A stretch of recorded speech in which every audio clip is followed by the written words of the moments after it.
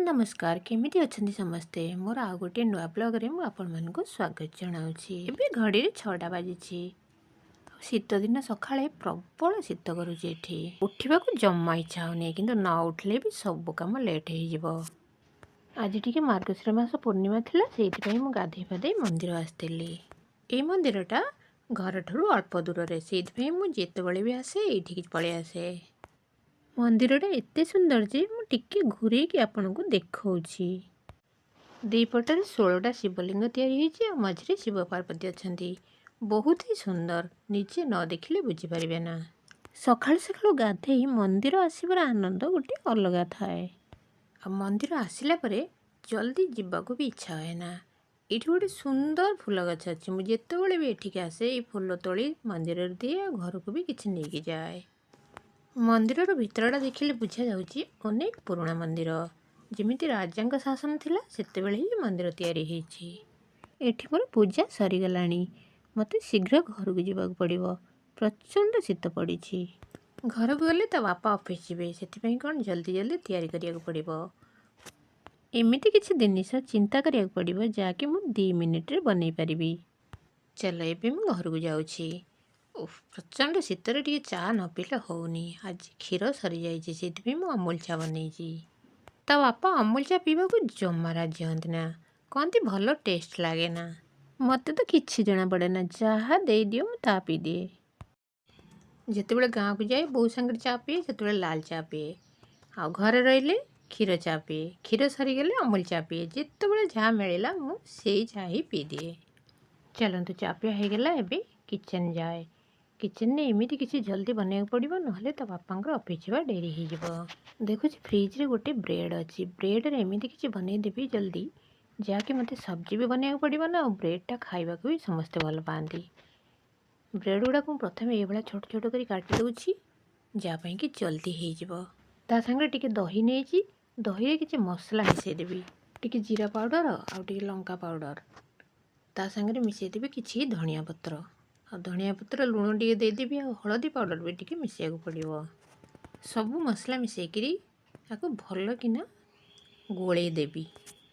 एथिरे ना करी पत्ता पड़ले भल लगे किंतु करी पत्ता मो पाखर नाही। जितेबले मु गाँव को जाऊँगी सब बेले गोटे गोटे छोट छोट करी पत्ता गछ नहीं आसे किंतु मु बंचई पारुनी जमा।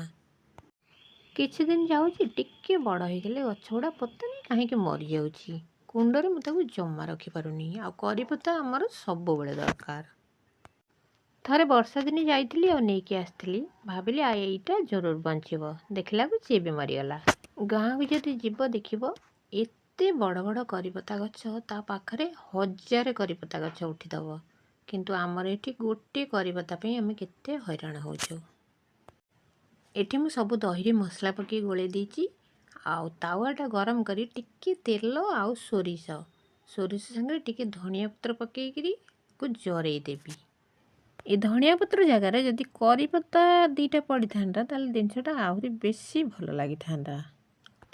छोट बेले आम एते करी पत्तार यूज जानी नथलु खाली टिके कांजी रे पड़ुथिला आ टिके पकोड़ा फकोड़ा हेले ता धरे पड़ुथिला नहले आमे घरे सब बेले यूज करथांदो। एठी एटा जरी गलानी ता धरे टिके बेसन रे गोले की एई पाउंरेट गुड़ा पकई देबी। आंचटा पूरा हल्का करिया पड़िबो नले एगुड़ा पोड़ी जिवो। एई रेसिपीटा ही जल्दी जल्दी बनईकरी मु देई परिबी। आ भितर मते आउ किछि दरकार पड़िबनी एमिति खाली भी खाइदेबे। जितेबेले खाइबाकू बनैबाकू डेरी हुए पाउरुटी रे एमिति अनेक रेसिपी अछि जोटा कि जल्दी बनी जिवो। आ पिला मानकर पाउरुटी रे बना हिज माने खुशी से माने जल्दी जल्दी खाइदेबे तांगर किछि प्रॉब्लम नाही आ ता बापा भी खाइ दियंती। एटा कला बेले आंचटा पूरा धीमी रखिया पड़िबो नहले एगुड़ा पोड़ी जिवो।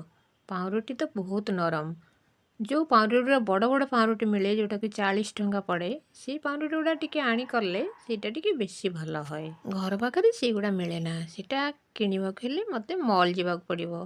घर पाखरे जहाँ मिले मु सेटा को आनिकी ही कर दिए जेतेबेले जाए सेतेबेले अन्य पाउरुटी गुड़ा आने।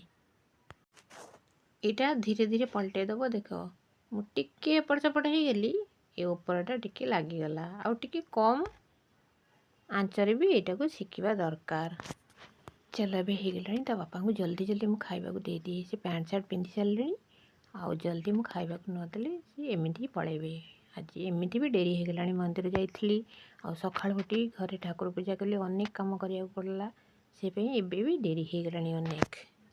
ଏଗୁଡ଼ା ନା ଆମେ ଟିଫିନରେ ବି ଦେଇପାରିବା, ଆଉ ପିଲାମାନେ ତ ଖାଇବାକୁ ବହୁତ ହି ଭଲ ପାଇବେ, ଖୁବ୍ ହି ସୁନ୍ଦର ଲାଗେ। ଯଦି ଆପଣ ଚେଷ୍ଟା କରନ୍ତି ଏଇଟା ବି ବନେଇ ପାରିବେ, କାହିଁକିନା ମୁଁ ବନେଇକି ନିଜେ ଦେଖିଛି ତ, ଏଇଟା କେତେ ବଢ଼ିଆ ଲାଗେ ଆଉ କେତେ ଜଲ୍ଦି ହେଇଯାଏ। ଆ ସାଙ୍ଗରେ ଟିକେ ଚଟଣି ନେବାକୁ ପଡ଼ିବ ତୁମକୁ, ଟମାଟୋ ସସ୍ ହଉ କିମ୍ବା ଆଉ କିଛି ଚଟଣି ହଉ ଟିକେ ନେବାକୁ ପଡ଼ିବ।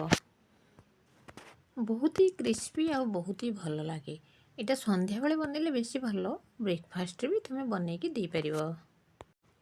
ଚାଲ ତ ବାପାଙ୍କର ଖାଇବା ହେଇଗଲା, ଏବେ ମୁଁ ତାଙ୍କୁ ଅଫିସ୍ ପାଇଁ ରେଡ଼ି କରାଏ। ଆଗରୁ ଟିଫିନ୍ ନେଇକି ଯାଉଥିଲି, ଯାହା ପାଇଁକି ମୋତେ ବହୁତ ଝାମେଲା ପଡ଼ୁଥିଲା। ଟିଫିନରେ ଡାଲି, ଭାତ, ତରକାରୀ ସବୁକିଛି 2-3ଟା ଆଇଟମ୍ ତିଆରି କରିବାକୁ ପଡ଼ୁଥିଲା। ଝିଅ ସ୍କୁଲ ଗଲା ପରେ ଆଉ ତା ବାପା ଅଫିସ୍ ଗଲା ପରେ ଟିକେ ଫ୍ରି ଲାଗେ। ଏ ଗଛ ଗୁଡ଼ାରେ କେତେ ଦିନ ହେଲାଣି ପାଣି ଦିଆହେଇନି, ଛୋଟ ଛୋଟ ଗଛ ଲଗା ହେଇଛି, ପାଣି ଦିଆହେଇନି। ଏଇଟା ହେଉଛି ଲଙ୍କା ଗଛ, ଆଉ ଏଠି ଗୋଟେ ବାଇଗଣ ଗଛ। ଶୀତଦିନେ ବେଶୀ ପାଣି ଦେବାକୁ ପଡ଼େ ନା, ତଥାପି ଟିକେ ଟିକେ ପାଣି ନଥିଲେ ଏଗୁଡ଼ା ମରିଯିବେ। ଏବେ ଅନେକ ଡେରି ହେଲାଣି, ଯାଏ ପୁଣି ଦ୍ୱିପହର ପାଇଁ କ'ଣ ଖାଇବାକୁ କରିବାକୁ ପଡ଼ିବ। ସମସ୍ତେ ଭଲରେ ରୁହନ୍ତୁ ଆଉ ଖୁସିରେ ରୁହନ୍ତୁ। ଏଇଠି ମୁଁ ବ୍ଲଗ୍ଟାକୁ ଶେଷ କରୁଛି, ପୁଣି ଦେଖାହେବ ଅନ୍ୟ ବ୍ଲଗ୍ରେ।